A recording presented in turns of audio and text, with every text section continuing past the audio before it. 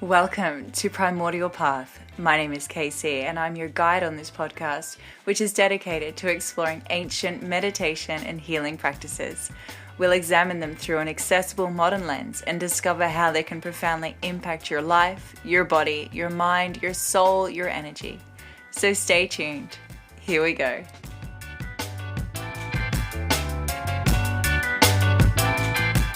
Welcome back. So today we are up to the fifth limb in Patanjali's 8 limbs of yoga, and that is Pratyahara. So from a really basic understanding, this means sense withdrawal.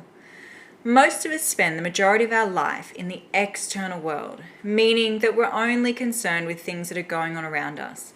We don't spend as much time in our internal world, focusing on the workings of our bodies and our minds. However, to gain any sort of traction in meditation, it's important to be able to withdraw our minds from the external environment. Now, this is much easier said than done, and it can, in fact, be incredibly difficult for people to achieve this, especially if you're someone who is prone to distractions. So the biggest problem is that our mind is continually receiving data about the outside world via the sense organs, the ears, the eyes, etc. Our mind can't really dissociate itself from the outside world until it's trained or encouraged to ignore this never-ending stream of stimuli from the sense organs. What we need to do is not only limit the number of sense impressions that reach the mind, but try to eradicate it completely. We do this more often than we think. If we're reading a good book, we forget about what's going on around us. We don't hear the ticking of the clock, we don't hear people talking in the other room, or the fire crackling in the cold depths of winter. However, during meditation, concentration, and pratyahara, we should try to lose track of our surroundings, but we can't do this with the help of a good book or anything else that draws the mind away from itself.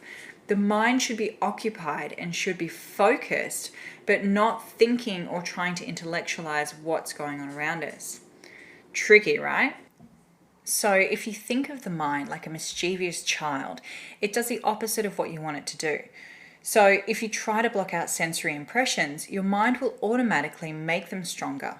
For example, if I told you not to think about elephants, it would be really difficult for you to think about anything except elephants, especially in that immediate moment.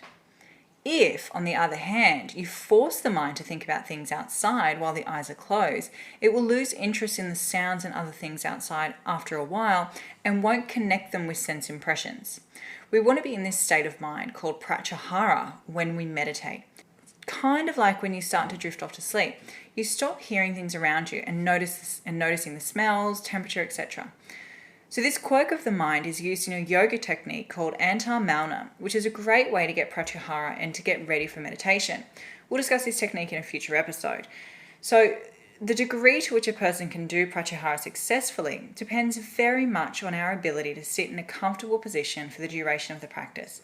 If we begin to feel pain or discomfort, our sense organs will constantly send information to our mind about the pain or discomfort or other things. Pratyahara will no longer be possible, and then neither will meditation. So the practitioner must train the body so that it can stay in one position for a long time without feeling any pain and discomfort.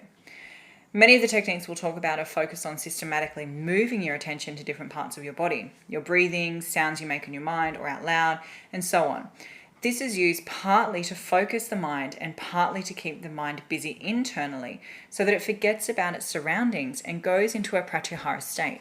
This satisfies the wandering tendency of the mind, but in a controlled manner, and avoids the problems encountered in the practice of pure one-pointed concentration, during which the untrained mind tends to rebel against the forced restraints and all progress may be lost. And let's face it, we don't want that.